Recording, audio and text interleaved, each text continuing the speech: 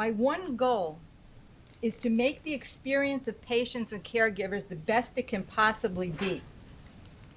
And I share that goal with my colleagues.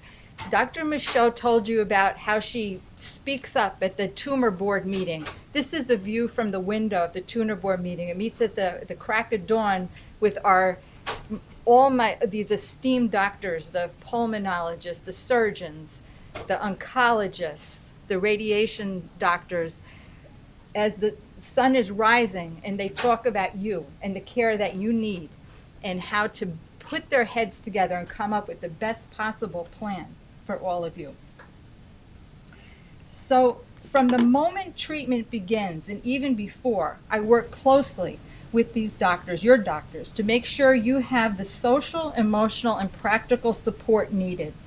This requires getting to know you a little bit.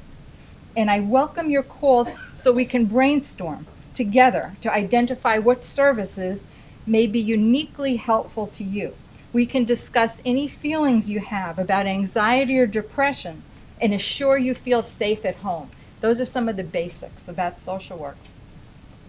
It's not uncommon for a lung cancer diagnosis to initially unsettle a person deeply, and I am dedicated, along with the rest of your team, to helping you find your equilibrium. Lung cancer, and Chris referred to this, perhaps more than any other cancer diagnosis, carries a stigma, potentially unfairly blaming patients for their illness. Many risk factors for lung cancer exist, and Dr. Michaud spoke about that too, and not an insignificant number of lung cancer patients never smoke. Today, people are living better and longer with lung cancer due to the inroads of science and the success of clinical trials and medical breakthroughs.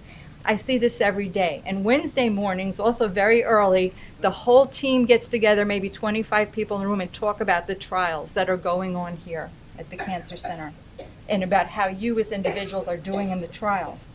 So a wide array of helpful services and programs exist at NYU and in the larger community. You heard about the Lung Cancer Alliance and their programs. It is my job to provide you with information and choices, make referrals, and to advocate for you and your caregivers to obtain what you need. We host an array of services. Origami. Monthly or more often, we host an educational workshop with an expert. We did origami as art therapy, but we've covered a wide array of topics, including the psychology of post-traumatic growth, the healing drum circle with Neil, who's in the back there, who usually carries his drum with him wherever he goes, acupuncture, all these things, and many more. And I rely on you to let me know and let us know what topics, what speakers you would recommend. Okay. Coming up for Lung Cancer Awareness Month, we have 3 very exciting programs. You met Dr. Michaud. She'll be talking on November 7th. This is from 2 to 3:30 on 9/11 exposure.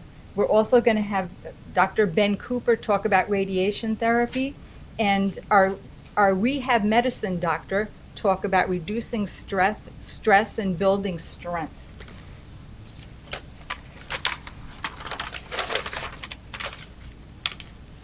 We have an e-newsletter, The Banner, named after Stephen Banner, whose family lovingly has funded many of the social programs for lung cancer patients, as well as funded research here at NYU. It is an important educational vehicle for patients and caregivers.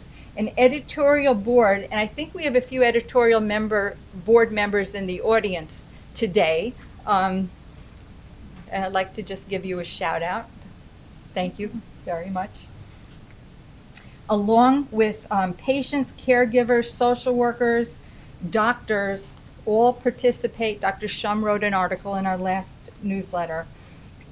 And I welcome from you topics, suggestions, letters to the editor of what you would like to see there.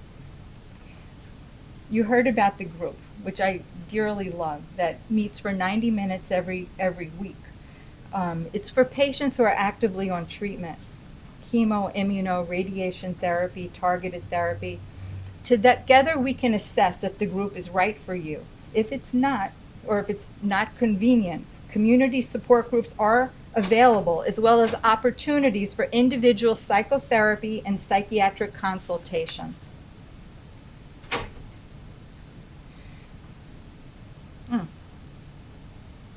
Caregiver health and mental health is critically important. Once a month, Dr. Rosenthal, psychiatric director, and I facilitate a meeting of caregivers with families and loved ones, share lessons learned, and let us support them. And this is the support group I was telling you about. Last year, we took advantage of the strengths of the group, which had a poet, a few musicians, dancers, artists, and they wrote and directed a play about their experience as patients. And you can see this play on our YouTube channel, our NYU YouTube channel, which we performed last year, and they did a tremendous job about that. The group also acts as a de facto advisory board for greater events and planning that we do. Both Dr. Shishua and I and other doctors rely on it. They'll say, well, ask the group this, ask the group that, and give us a feeling for what patients may need. Okay? So I invite you to contact me with any questions and concerns. And it was a pleasure to be with you here today. Okay?